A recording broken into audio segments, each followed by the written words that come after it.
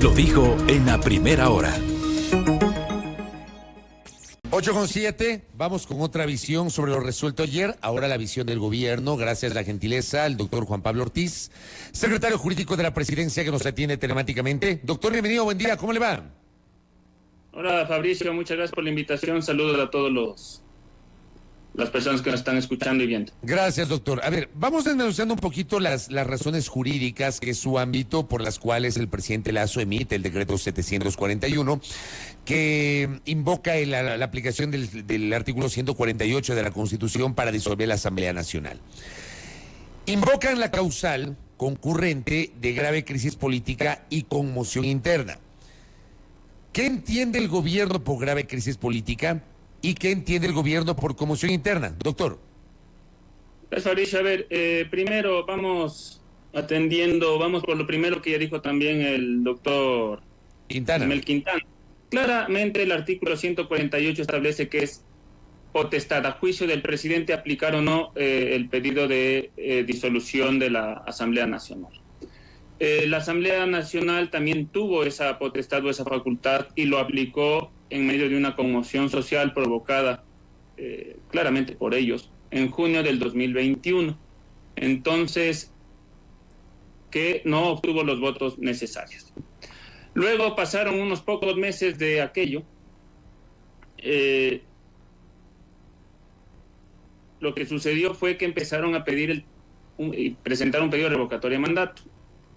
Luego ahora este nuevo juicio político, protestas sociales, eso ya te genera inmediatamente una grave crisis política, una grave crisis política externa generada entre dos funciones, la legislativa y la ejecutiva. Claramente en todo este tiempo lo que ha hecho la Asamblea fue bloquear, obstruyó todo lo que era la gestión de gobierno, los envíos de leyes que eran importantes y que han sido importantes para la sociedad.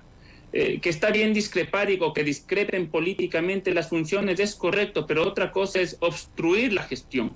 Y esta obstrucción de la gestión también se ha ido dando por 1.300 pedidos que se han hecho a los diferentes ministerios, 300 y un poco más, comparecencias que han pedido a los diversos ministros, que está bien, insisto, está bien que se fiscalice.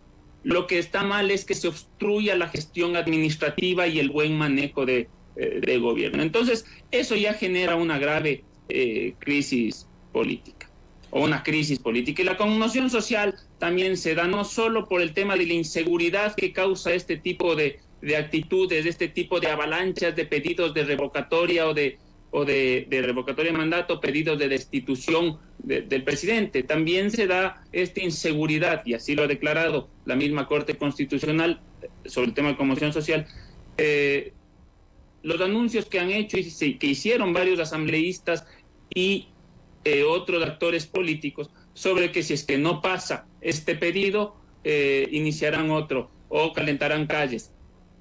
Entonces eso genera la conmoción social. Entonces los argumentos fueron expuestos claramente en el decreto y motivada de la forma en la que establece la Constitución, se resolvió aplicar el artículo 148 bajo esos pedidos, bajo esa causal. A ver, pero por ejemplo, y es verdad, yo revisé la parte argumentativa y en la parte argumentativa se habla, por ejemplo, de lo que pasó con la ley de creación de oportunidades, de lo que pasó con la ley de inversiones, de lo que pasó con las reformas a la ley de educación superior, pero para de alguna manera invocar esta obstrucción, este bloqueo de la Asamblea. Pero ¿por qué en la parte resolutiva optan por la grave crisis política y conmoción interna y no por la otra causal que establece el 148 de la Constitución, que es la sistemática y reiterada obstrucción del Plan Nacional de Desarrollo, doctor? Porque son dos causales que podíamos aplicarla. Hoy por hoy el tema de la crisis política estaba más que evidente. Igual la conmoción social, la crisis política, insisto, en menos de un año, 4 pedidos de destitución y revocatoria de mandato al presidente de la República. Además, también justo la crisis política generada por la obstrucción. Entonces, vimos que actualmente era más más claro, la causal se aplicaba de mejor manera a la época actual. Ahora bien, hay quienes creen que aplicar la grave crisis política y la conmoción interna en este contexto es muy forzado. A mí me parece que termina siendo subjetivo. ¿Quién determina que efectivamente hay una grave crisis política y una conmoción interna que son causales concurrentes, doctor? A juicio del presidente, pero hay que motivarlo y sustentarlo, y por eso es que dentro del decreto fue fundamentado también con pronunciamientos de la Corte Constitucional y de cortes internacionales. Entonces, insisto, si bien es cierto, es una potestad, facultad, y es subjetivo, claramente, sí, pero la subjetividad también tiene que estar fundamentada legalmente y con criterios dados por cortes y por cortes en general, o tribunales internacionales, y en este caso también por la Corte Constitucional. Han presentado ayer acciones de inconstitucionalidad. Por un lado, el ex asambleísta Esteban Torres Cobo y la ex asambleísta Yesenia Oveni presentan una acción de inconstitucionalidad que ha sido sorteada y que será tramitada por el juez constitucional Joel Escudero. Y por otra parte, 5 ex asambleístas de Pachacuti que hicieron lo propio en una acción que será tramitada por el juez Enrique Herrería. Incluso ellos han pedido medidas cautelares. Aquí la pregunta es, ¿la Corte Constitucional tiene atribución para hacer un control de constitucionalidad posterior del decreto ejecutivo 741, doctor? A mi criterio, no. Primero lo que tiene que suceder con estas acciones, insisto, a mi criterio, mi opinión, es justamente que tienen que acumular las dos acciones para que haya un criterio unificado. En principio no lo deberían admitir porque el artículo 153 de la Ley Orgánica de Garantías Jurisdiccionales es sumamente claro. Es sumamente claro en el sentido que dice que no se tiene, o que no, primero no se necesita un dictamen, y segundo, se tiene que aplicar a juicio del presidente la grave conmoción interna y la grave crisis política. Y esos han sido sustentados. No cabría la acción de inconstitucionalidad propuesta. Por consiguiente, a nuestro criterio, la Corte Constitucional no debería admitir. Pero mire usted que entiendo que ayer el ministro de Gobierno, Henry Bucalón, tenía otra tesis de que la Corte, siendo el más alto tribunal de justicia de este país, sí tiene atribución de tramitar demandas de inconstitucionalidad. Otra cosa es el resultado. Perdón, Fabricio, yo no estoy diciendo que no tenga la potestad o la facultad para analizarla. Yo estoy diciendo que puede recibir las acciones, sí, tiene que ver si es que cumplen los requisitos, pero a nuestro criterio no tienen que ser admitidas porque no reúnen los requisitos contemplados en la ley. El 148 es claro, de la Constitución, y el 153 de la Ley Orgánica de Garantías Jurisdiccionales también es sumamente claro. Correcto, doctor. La Corte podría eventualmente, en este momento ha comenzado el trámite, podría acoger una medida cautelar antes de la convocatoria de elecciones que podría eventualmente suspender los efectos jurídicos del decreto 741. Creemos que no, estimado Fabricio, creemos que no, porque primero, justamente por los argumentos que he estado exponiéndote durante toda esta entrevista, no reúne los requisitos de fondo ni de forma, porque tiene que analizarlos acorde a lo que establece los criterios de la Corte Constitucional y lo que establece la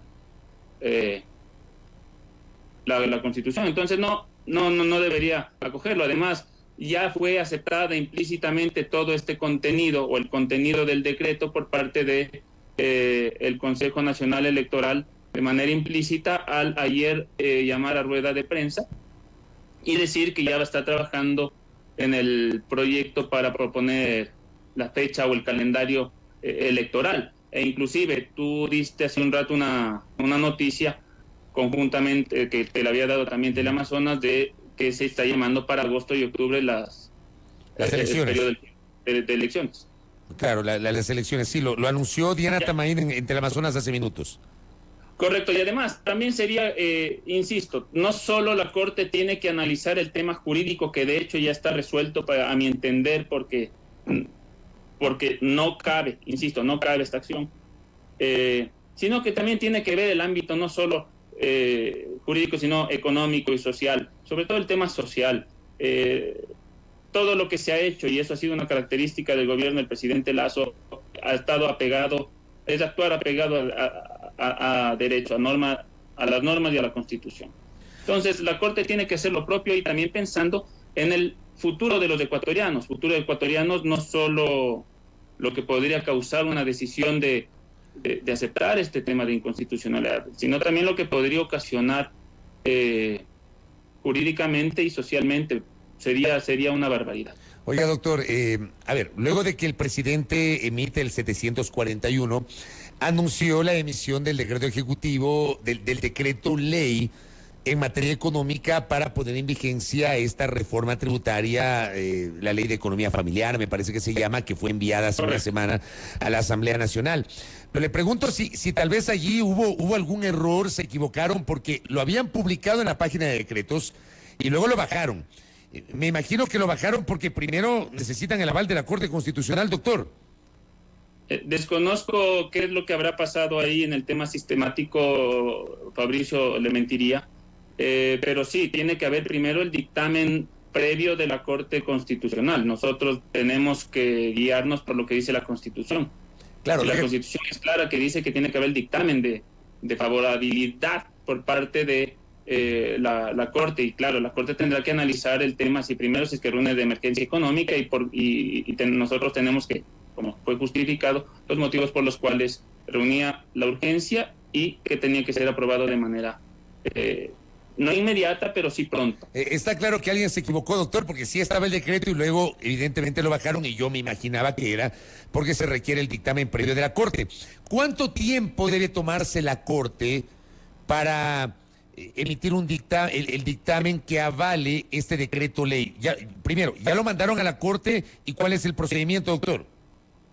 Lastimosamente, al haber sido por primera vez aplicada el periodo de destitución o disolución de la Asamblea Nacional, desconocemos cuál es el plazo, no se establece un plazo para la aprobación de esta ley. Debería ser pronto, debería ser dentro de estos 30 días, que es un cálculo que hacemos nosotros. O sea, en la Ley Orgánica de Garantías Jurisdiccionales y Control Constitucional no hay un plazo específico para que la Corte se pronuncie sobre la constitucionalidad de un decreto ley en materia económica sin asamblea y con el presidente gobernando. Yo no lo he visto, al menos en la ley, y es una potestad. Recordemos que esto era una potestad que era exclusiva, aprobación de leyes de la Asamblea Nacional. Entonces ahí tenemos este vacío. Y en el radar, ¿están ya listos tal vez o están en preparación más decretos, leyes en materia económica a esta hora, doctor? Así es, Fabricio, nosotros estamos preparando varios proyectos de decreto ley para que sean analizados por la Corte Constitucional, que tengan las características de económico urgente. No podemos enviar cualquier ley, tiene que ser exclusivamente en materia económica urgente. ¿Cuál? Y así lo haremos, y lo que pretendemos es, uno, seguir reactivando la economía, ayudando a todo lo que son las empresas, inclusive que están por quebrar o que pueden estar por quebrar, y además también finalmente queremos seguir apoyando a todo lo que es el emprendimiento y seguir apoyando a todo lo que es los ecuatorianos y la clase media también en general. Obviamente a los más pobres, que siempre ha sido enfocada así en materia social la política del presidente Lasso. Pero todavía no está listo el próximo decreto ley. Sí, lo estaremos anunciando próximamente. Ya, correcto, doctor. Próximamente me refiero hoy día o a más tardar mañana. ¿Y podría ser en el ámbito laboral? ¿Nos lo puede adelantar? En principio, los que saldrían, al menos en esta semana, según lo hemos planeado, no se está topando ningún tema laboral, y creo que esa pregunta, mi estimado Fabricio, tiene doble fondo por lo que ya salió diciendo la CONAIE, ¿o me equivoco? No, le pregunto. Oye, no, en principio nosotros lo que queremos hacer es, seguiremos enviando leyes en materia económica urgente y todo va a ser en beneficio para todo el Ecuador, no para una zona, o mejor dicho, una clase específica, como pretende hacerse creer dentro de ciertas declaraciones. Doctor, lo último, ¿el gobierno va a tener una postura sobre el Consejo de Participación Ciudadana y Control Social en el contexto que estamos viviendo? Ha sido claro lo que dijo el ministro Cucalón ayer. Nosotros siempre respetaremos cada una de las instituciones y siempre buscaremos y estamos buscando trabajar conjuntamente con ellas en beneficio del Ecuador. Ya, le hago esta pregunta porque, claro, ayer por ahí surgieron algunas voces de que el presidente también podría tomar alguna acción sobre el Consejo. Sobre eso no tiene atribución constitucional, por eso me ha llamado la atención de que algunas voces sostengan esa tesis, doctor. Yo sostengo lo mismo que sostienen esas tesis. No, esto no es una dictadura, es una facultad que ejerció el presidente y por ello se está llamando y se llamó y se solicitó que se notifique ese decreto al Consejo Nacional Electoral para que sean ellos los que convoquen a elecciones.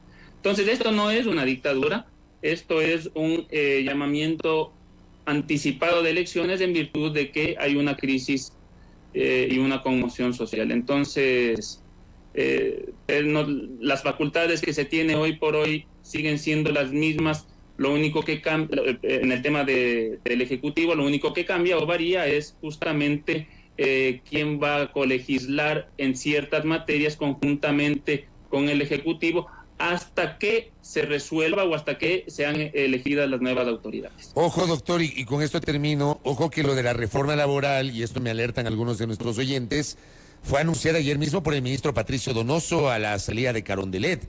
Más allá de lo que pudieron haber sido reacciones de la CONAIE o de los movimientos sociales, el propio ministro lo dijo. A ver, nosotros, insisto, tenemos que analizar y estamos analizando varios proyectos de ley que reúnan las características económicas urgentes. Por el momento, insisto, sí, estamos trabajando conjuntamente con el ministro Donoso en reactivar el sector empresarial y de los trabajadores, protegiendo todos sus derechos, pero por el momento no podemos anticipar que vaya a haber, al menos en esta semana o en estas 2 semanas o 3 semanas, algo relacionado con el tema del Código del Trabajo. Esto tenemos que y queremos socializarlo, y tenemos que socializarlo antes de poder emitir. Correcto, doctor. Gracias por el tiempo y le seguiremos molestando para conversar sobre estos temas. Muy amable. Gracias, Fabricio, a ti. Como siempre te he dicho, no es molestia, es un gusto poder atender y es un gusto poder estar en este espacio. Gracias, doctor. Muy amable. A Juan Pablo Ortiz, secretario jurídico de la Presidencia de la República, con su visión ha marcado distancia sobre el tema del Consejo de Participación Ciudadana, o sea, entendiendo que el presidente no tiene atribución sobre el Consejo de Participación Ciudadana. Me parece que eso es clave lo que acaba de decir. Por otra parte, aparentemente no sería el siguiente decreto ley en materia laboral. Veamos qué se presenta en estas horas.